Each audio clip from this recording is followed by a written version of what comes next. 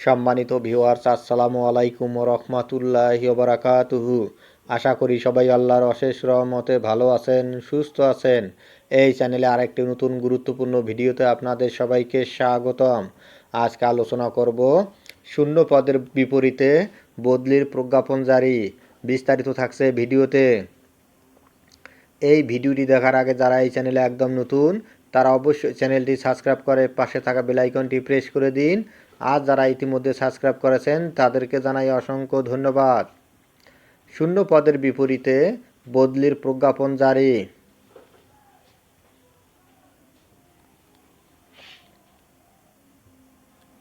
বেসরকারি শিক্ষক নিবন্ধন ও প্রত্যয়ন কর্তৃপক্ষের এনটিআরসি এর সুপারিশে নিয়োগ পাওয়া ইনডেক্সধারী শিক্ষকদের শূন্য পদের বিপরীতে বদলির প্রজ্ঞাপন জারি করেছে শিক্ষা মন্ত্রণালয়।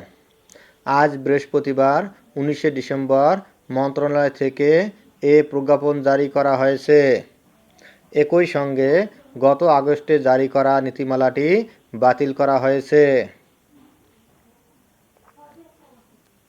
এর আগে বুধবার 18 ডিসেম্বর শূন্য পদের বিপরীতে বদলির প্রজ্ঞাপন জারির দাবিতে বিক্ষোভ করেন বেসরকারি শিক্ষক নিবন্ধন ও প্রত্যয়ন কর্তৃপক্ষের সুপারিশে নিয়োগ পাওয়া ইনডেক্সধারী শিক্ষকরা।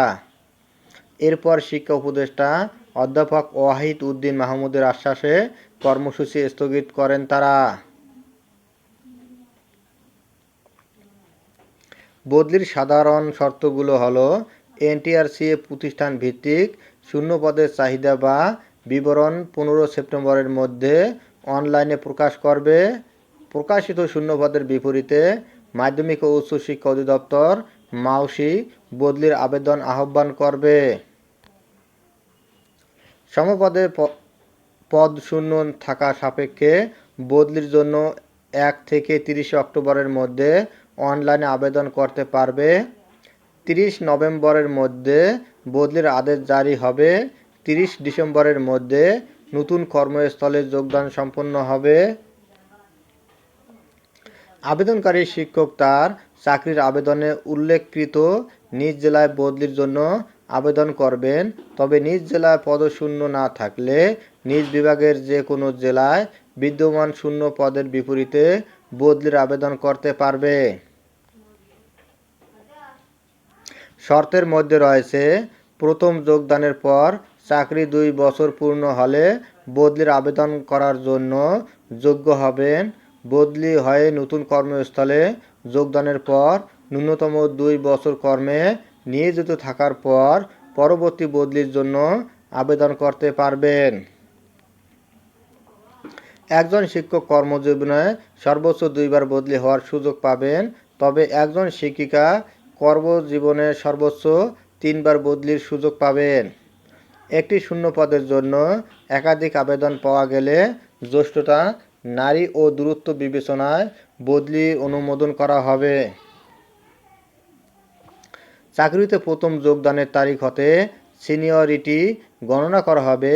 একটি পদের জন্য প্রতিযোগী সব আবেদনকারী কর্মস্থল একই উপজেলায় হলে তাদের কর্মস্থল উপজেলার কেন্দ্র হতে কাঙ্ক্ষিত উপজেলার কেন্দ্রের দূরত্ব গণনা করে সকলের জন্য প্রযোজ্য করতে হবে। আরও রয়েছে, একটি পদের জন্য প্রতিযোগী আবেদনকারী বিভিন্ন উপজেলার হলে তাদের কর্মস্থল জেলার কেন্দ্র হতে কাঙ্ক্ষিত জেলার কেন্দ্রের দূরত্ব গণনা করে সকলের জন্য প্রযোজ্য করতে হবে। একটি পদের জন্য প্রতিযোগী আবেদনকারী বিভিন্ন জেলার হলে তাদের স্ব জেলার কেন্দ্র হতে কাঙ্ক্ষিত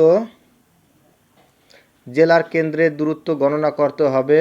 দূরত্ব পরিমাপের জন্য জনপ্রশাসন মন্ত্রণালয়ের মডেল অনুসরণ করা হবে। অসম্পূর্ণ বা ভুল তথ্য সংবলিত আবেদন বিবেচনাযোগ্য হবে না। ইচ্ছাকৃত ভুল প্রমাণিত হলে শাস্তি আরোপ করা হবে। বদলির কার্যক্রম সম্পূর্ণ হওয়ার পর এনটিআরসি অবশিষ্ট শূন্য পদে নিয়োগের সুপারিশ চূড়ান্ত করবে। আবেদন নিষ্পত্তি যেভাবে বদলির সমগ্র প্রক্রিয়া সফটওয়্যারের মাধ্যমে সম্পন্ন হবে, মাউসির সফটওয়্যার তৈরি ও অনলাইন আবেদনের ফরম্যাট নির্ধারণ করবে। বদলিকৃত শিক্ষকের ইন্ডেক্স পূর্বের প্রতিষ্ঠান থেকে বদলিকৃত প্রতিষ্ঠানে অনলাইনে ট্রান্সফার হবে। বদলিকৃত শিক্ষকের এমপিও ও অন্যান্য আর্থিক সুবিধাদি এবং জ্যেষ্ঠতার ধারাবাহিকতা পূর্ববৎ বজায় থাকবে। আরও যত নিয়ম বদলির আবেদন অধিকার হিসেবে দাবি করা যাবে না। বদলিকৃত শিক্ষক কোনো ধরনের টিএডিএ ভাতা পাবেন না। আদেশ জারির 10 দিনের মধ্যে সংশ্লিষ্ট শিক্ষা প্রতিষ্ঠানের প্রধান বদলিকৃত শিক্ষকের অবমুক্তি নিশ্চিত করবেন। অবমুক্ত হওয়ার পরবর্তী 10 দিনের মধ্যে নতুন কর্মস্থলে যোগদান করতে হবে। সংশ্লিষ্ট শিক্ষা প্রতিষ্ঠানের প্রধান যোগদানের তথ্য চেয়ারম্যান, এনটিআরসিএ ও মাওসি মহাপরিচালককে অনলাইনে অবহিত করবেন। অবমুক্তি হতে যোগদান পর্যন্ত দিবসগুলো কর্মকাল হিসেবে গণ্য হবে। ধন্যবাদ জানিয়ে বিদায় নেওয়ার আগে আবার অনুরোধ জানাই, যদি ভিডিওটি ভালো লাগে এবং সর্বশেষ শিক্ষামূলক আপডেট ভিডিও পেতে চান তাহলে অবশ্যই চ্যানেলটি সাবস্ক্রাইব করুন। ধন্যবাদ সবাইকে।